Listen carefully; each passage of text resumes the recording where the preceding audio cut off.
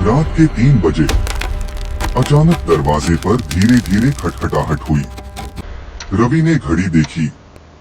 उसने डरते हुए पूछा, कौन? बाहर से आवाज आई, मैं हूँ, दरवाजा खोलो। आवाज उसकी माँ जैसी थी। रवि दरवाजा खोलने ही वाला था, तभी पीछे से उसकी असली माँ चिल्लाई, मत खोलना, मैं यही हूँ। रवि के हाथ कांप गए। उसकी सांसें तेज हो गईं। बाहर से आवाज बदल गई, अब और भारी और डरावनी। एक बार देख तो ले। अचानक दरवाजे के नीचे से काली उंगलियां अंदर आने लगी। रवि जोर जोर से चिल्लाने लगा, माँ, माँ बचाओ। तभी अचानक उसकी आंख खुल गई। वो अपने बिस्तर पर था, पसीने से भीगा हुआ। उसकी माँ पास में खड़ी थी। क्या हुआ? सपना देख रहे थे। रवि ने डरते हुए दरवाजे की तरफ देखा। सब कुछ बिल्कुल नॉर्मल था।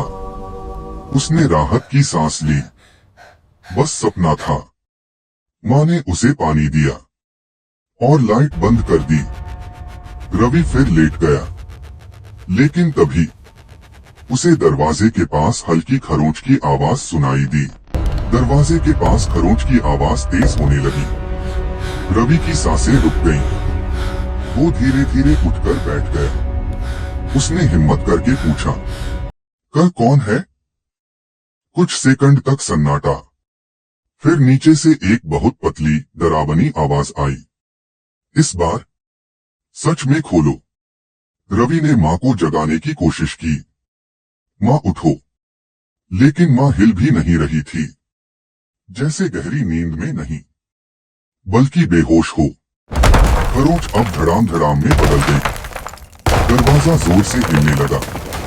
अचानक दरवाजे के नीचे से काला धुआं अंदर आने लगा। रवि पीछे हट गया। कमरे की लाइट अपने आप बंद चालू होने लगी। तभी मोबाइल अपने आप ऑन हुआ। स्क्रीन पर लिखा था, ये सपना नहीं है। रवि रोने लगा। तुम क्या चाहते हो? आवाज आई, बस अंदर आने दो। रवि ने कांपते हुए दरवाजे की तरफ देखा, फिर अपनी माँ की तरफ, और अचानक उसने जोर से चिल्लाया, नहीं। जैसे ही उसने मना किया, सब कुछ एकदम शांत हो गया। खरोंच रुक गई, धुआं गायब, दरवाजा बिल्कुल स्थिर। सुबह हुई। रवि ने हिम्मत करके दरवाजा खोला। बाहर कोई नहीं था। उस रात के बाद रवि को लगा सब खत्म हो चुका है। वो दोस्तों के साथ पार्टी करने गया और देर रात घर लौटा।